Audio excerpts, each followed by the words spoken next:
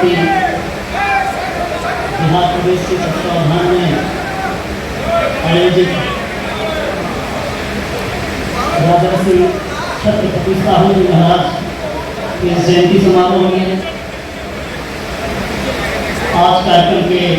Chief guest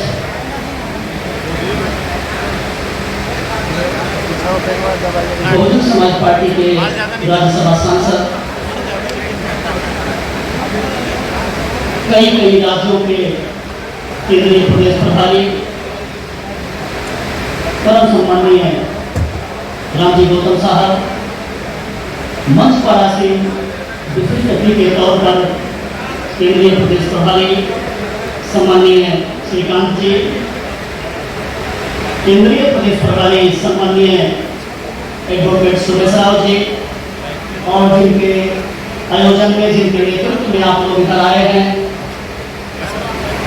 Bahujan Samaj party के बिहार प्रदेश प्रभारी सम्माननीय अनिल कुमार जी, बीएसपी के प्रदेश अध्यक्ष शंकर महतो जी,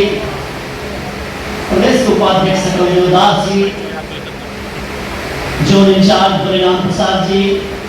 जोन इंचार्ज कुमार किशोर विवेक जी, zone in charge Suresh Kumar ji, zone in charge Sanjay Kumar Mandal जी, प्रदेश महासचिव सम्माननीय व्यास दास जी, सम्माननीय नथुली जी, सम्माननीय राजेश्वर दास जी, मुजफ्फरपुर से चुनाव लड़े सम्माननीय विजय कुमार जी, वैशाली से चुनाव लड़े नेशनल दस्तक चलाने वाले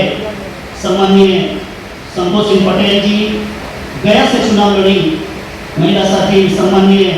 सुषमा कुमारी जी, सम्माननीय सुशील कुमार कुशवाहा जी, जोन इंचार्ज रामकिशोर पांडे जी, प्रदेश महासचिव सम्माननीय ललन बैठा जी, सम्माननीय राजेश्वर दास जी, सम्माननीय लालजी राम जी, सम्माननीय सतीश यादव पिंटू जी, सम्माननीय रंजन पाल जी, सम्माननीय राजकुमार राम जी, सम्माननीय गुलास राम जी, सम्माननीय अशोक शर्मा जी, सम्माननीय सत्येंद्र पटेल जी, कार्यक्रम का संचालन कर रहे उदय प्रताप पटेल जी, राजू पटेल जी, मंच पर उपस्थित हमारे सभी सम्मानित बंधु, मैंने बहुत सारा नाम लिया सम्मान के लिए आप लोगों के, कुछ लोगों का नाम नहीं ले पाया हूँ, इसलिए मैं मंचासीन सभी सम्मानित साथियों का सामने बैठे हुए हमारे तमाम बीएसपी के कार्यकर्ताओं का धन्यवाद करता हूं, और हमारे एक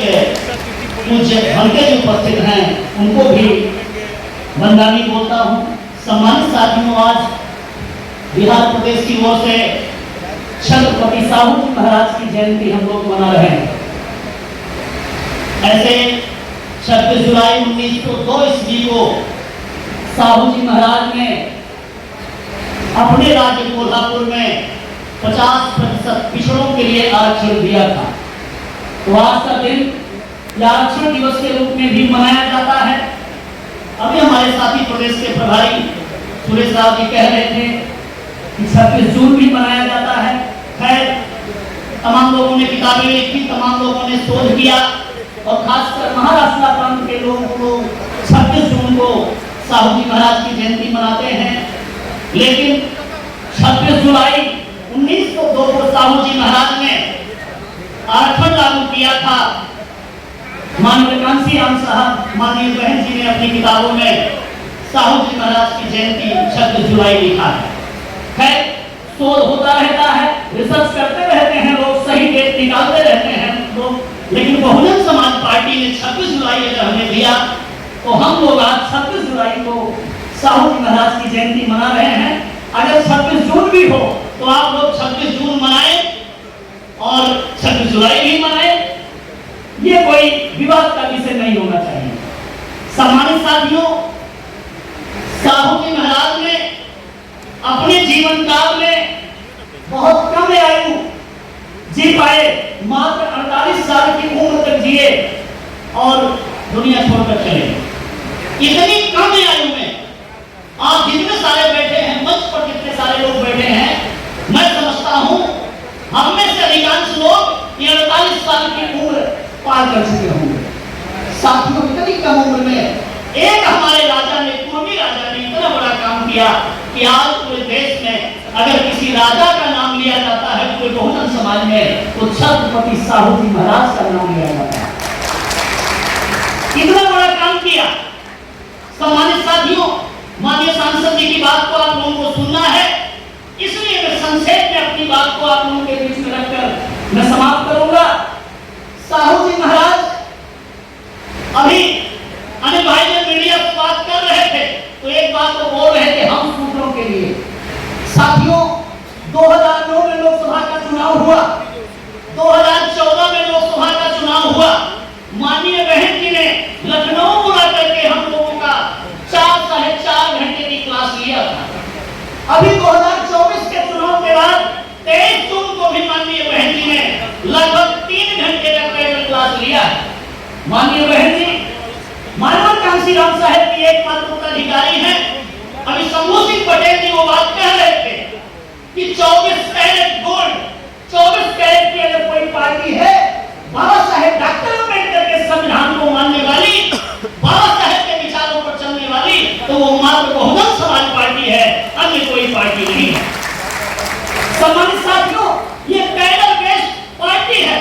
अर्थात इस भारत देश में 100 में से तो 85-90% लोग होते हैं। उन लोगों को विचारधारा देने का काम, उनको थॉट देने का काम, उनके लिए किताबें लिखवाने का काम, उनके लिए शोध करने का काम, इस बहुजन समाज का इतिहास बताने का काम अगर इस देश में किसी पॉलिटिकल पार्टी ने किया है तो बहुजन समाज पार्टी ने किया है, माननीय कांसी राम साहब ने किया है, माननीय बहन जी ने किया है। माननीय कांसी राम साहब ने अपने कैडर कैंप में, अपने क्लास में, माननीय बहन जी ने अपने क्लास में जिन बातों को सिखाया, आज भले लोग पॉलिटिकल पार्टी चला रहे हो, ऐसे बिहार प्रदेश के वासी आप लोग सामाजिक रूप से अवेयर हैं, तभी साहू जी महाराज की जयंती मना रहे हैं। ये तो पिछड़ों का प्रदेश कहलाता है और लगभग 33 वर्षों से पिछड़ों के नाम पर 2 पॉलिटिकल पार्टी चलाई जा रही है और वो दोनों सरकारें चला रही हैं। लेकिन ऐसा कोई दिन नहीं जाता है जब किसी पिछड़े और खासकर किसी दलित की हत्या ना होती हो, किसी बहन बेटी की इज्जत न लूटी जाती हो, कहीं पर संघार ना होता हो। इतिहास में झांक के देखेंगे बिहार के तो इसी बिहार प्रदेश में बड़े-बड़े नरसंहार हुए हैं, बड़ी-बड़ी हत्याएं हुई हैं। ये कैसा पिछड़ों का प्रदेश है, ये कैसी पिछड़ों की सरकार है जो इन बहुजन समाज के लोगों के साथ ऐसी क्रूरता का व्यवहार करती है, ऐसी हत्या, ऐसी लूट, ऐसी मारकाट, ऐसा नरसंहार, ऐसी छीना-झपटी इस बिहार प्रदेश की सरकारें करती है। तो अगर इस बिहार प्रदेश में आज छत्रपति साहू जी महाराज की जयंती अगर बिहार प्रदेश के हमारे पिछड़े भाई लोग मना रहे हैं तो मुझे तो ऐसा लगता है कि इस बिहार प्रदेश में अब ये जो मक्कार लोग हैं जिन्होंने बिहार की जनता का शोषण किया है, इनका हमारे बिहार के पिछड़े समाज के भाई, पटेल समाज के भाई, कुशवाहा समाज के भाई मिलकर इनका इंतजाम कर रहे हैं। अगर आप साहू जी महाराज की जयंती आप लोग मना रहे हैं। सम्मानित साथियों, शूद्र होने का एहसास करवाने के लिए एक बार बाबा साहेब डॉक्टर अम्बेडकर की आपके संज्ञान में लाना चाहेंगे। बाबा साहेब डॉक्टर अम्बेडकर ने कहा था, गुलाम को गुलामी का एहसास करवा दो तो वो अपनी गुलामी की जंजीरों को खुद तोड़ लेगा। मैंने बहन जी की बात कही कि 2009 में 2014 में जो कैडर दिया था बहन जी ने, तो बहन जी ने बात कही थी कि जाओ और खासकर ओबीसी समाज के लोगों को, पिछड़े समाज के लोगों को माननीय बहन जी ने कहा था कि जाओ, ये बीजेपी वाले हिंदू पढ़ा रहे हैं, ये बीजेपी वाले हिंदू पढ़ा रहे हैं, मुसलमान पढ़ा रहे हैं, जाओ अपने दबे कुचले समाज को आप शूद्र पढ़ाने का काम करो, शूद्र होने का एहसास करवाओ। सम्मानित साथियों, हम लोग साहू जी महाराज की जयंती मना रहे हैं, इसलिए मैं बात को आपके संज्ञान में लेना चाहूंगा कि वो तो राजा थे, रोज वो नदी में स्नान करने जाते थे। एक दिन कोई उनके एक मित्र आ गए जो बड़े विद्वान थे, वो साथ में स्नान करने के लिए गए। राजा जब स्नान करने जाता था, ऐसी परंपरा थी कोल्हापुर की रियासत में कि कोई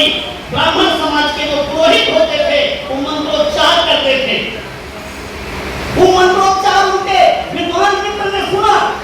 संस्कृत को सुना और समझ गए। उन्होंने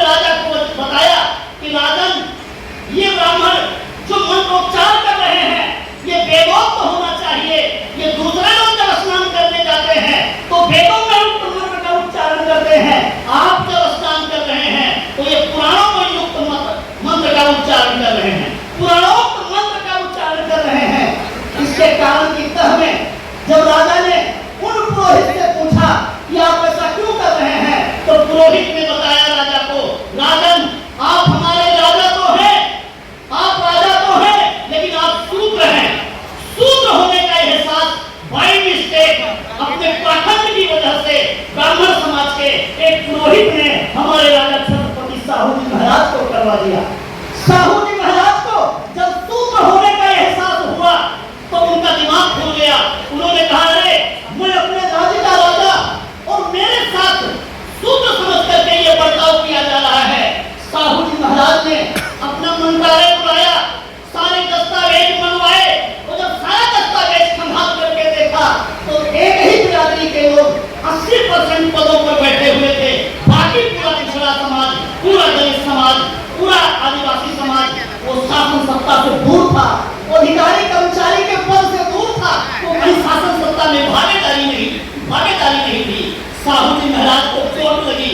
साहू जी महाराज ने अपने मंत्रियों को समझाने के लिए, हमारी एक महिला साथी मानती देवी एक कहानी सुना रही थी। तमाम टैगर देने वाले लोग तरह तरह की कहानियां सुनाते रहते हैं बातों को समझाने के लिए, लेकिन हम लोगों ने जो प्रमुख रूप से कहानी सुनी है, जो हमें अपने से पुराने नेताओं के द्वारा सुनने को मिली है, वो कहानी ये है कि राजा ने सोचा, साहू जी महाराज ने, कि अगर सीधे सीधे मैं समझाऊं